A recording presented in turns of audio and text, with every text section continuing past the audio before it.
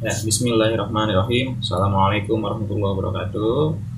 Alhamdulillah bisa ketemu lagi. Nah, kali ini kembali ke pelajaran ya yang sebelum-sebelumnya kita mereview kembali untuk di bab mari kita sholat ya. Buka halaman 35 sudah. Ya.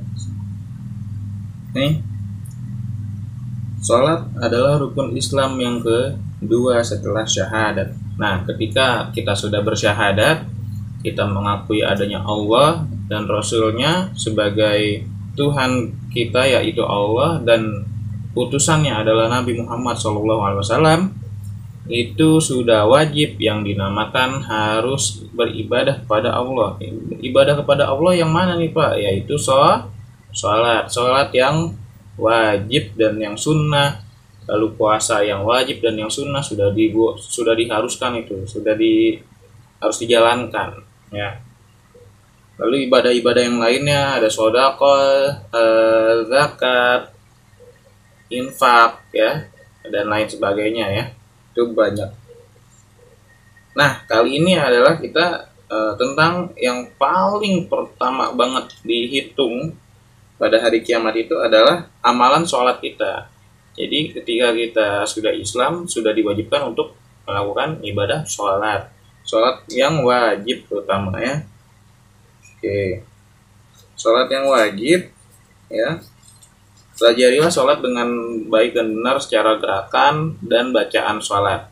Kadang gerakannya nih sudah benar, tapi bacaan sholatnya belum. Kadang ada yang bacaan sholatnya sudah benar, gerakannya belum. Nah, jadi harus sesuai gitu ya. Oke, sholat wajib, sholat secara bahasa artinya doa. Ya, kita sedang berdoa itu. Kita kita melakukan gerakan dan bacaan itu semuanya adalah doa ya. Itu secara bahasa. Kalau secara fikihnya ya, sholat itu ibadah yang terdiri dari perkataan dan perbuatan yang dimulai dengan takbiratul ihram sampai salat. Ya. Itu adalah sholat. Sholat fardu merupakan rukun Islam yang kedua, yang tadi sudah Bapak bilang. Setelah dari kita bersyahadat, kita diwajibkan untuk melakukan ibadah yaitu sholat. Ya, sholat fardu hukumnya wajib. Fardu itu wajib hukumnya. Jadi setiap orang Islam wajib mengerjakan sholat fardu. Ya, sehari berapa kali? 5. Ya, sholat fardu pertama kali disyariatkan pada malam Isra Mi'raj. Ya, setahun sebelum tahun Hijriah itu Rasulullah tuh lagi Isra Mi'raj. Nah, itu ada perintah ya, diwajibkannya sholat.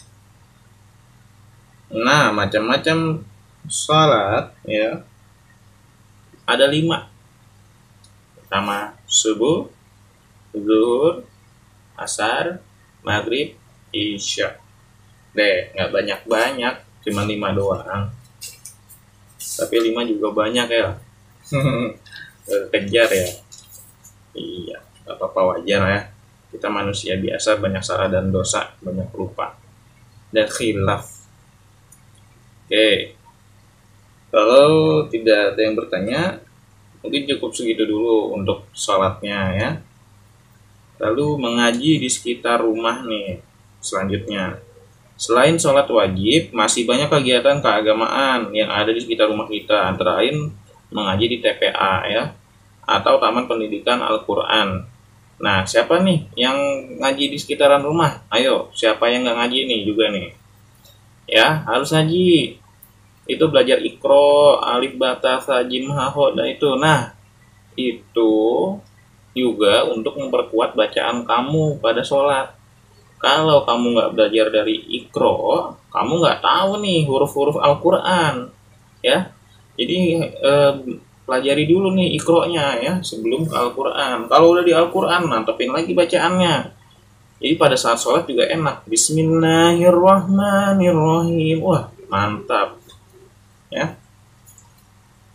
Tuh, coba lagi buka nih di halaman 38. Anwar dan Anissa kakak beradik. Anwar dan Anissa sedang mengaji Al-Quran. Al-Quran adalah kitab suci umat Islam yang diturunkan kepada Nabi Muhammad SAW. Mengaji Al-Quran termasuk ibadah. Tuh, termasuk ibadah juga. Ya. Orang yang mengaji Al-Quran akan mendapat pahala. Orang yang mendengarkan Al-Quran juga mendapatkan pahala. Ya, siapapun orangnya yang membaca dan yang mendengarkan pasti mendapat pahala. Mendengarkan aja kita udah dapat pahala ya, apalagi kita yang membacanya. Oke. Setiap sore Anwar dan Anissa belajar mengaji. Mereka belajar mengaji di Masjid Al-Ikhlas. Masjid tersebut terletak di kampung mereka, sehingga Anwar dan Anissa rajin mengaji. Mereka diajar oleh Ustadz Amir. Kegiatan mengajinya dimulai pada pukul 4 sore sampai jam 5 sore. Siapa nih yang ngaji jam 4 sore sampai jam 5 sore? Ya, Bapak juga dulu ngajinya juga jam segitu. Terus belajar Iqra, belajar hadis, belajar Al-Quran juga. Pada saat usia kelas 2 SD, Bapak baru Al-Quran. Mungkin kalau dulu dari TK Bapak rajin ya, mungkin di kelas 1 pun udah Al-Quran. Pada saat itu Bapak kelas 2 SD baru Al-Quran. Itu Bapak ingat banget ya. Jadi belajarlah dari kecil, belajar di waktu kecil bagai mengukir di atas pasir. Belajar di waktu besar bagai mengukir di atas air. Jadi kalau mengukir di atas air itu pasti bakal hilang. Kalau kamu belajar dari kecil dari sekarang nih, semua yang dipelajari waktu kecil itu pasti ingat di masa depan, di masa mendatang. Ya kayak Bapak juga nih. Kadang ada ilmu-ilmu yang Bapak dari SD itu tuh Bapak masih ingat banget karena kita belajar dari kecil. Nah, kalau kita nggak belajar, ya pasti nggak bakalan ada yang diinget deh. Oke, mungkin segitu dulu mereview. Ya, Bapak nggak mau banyak-banyak. Cukup sekian. Wassalamualaikum warahmatullahi wabarakatuh.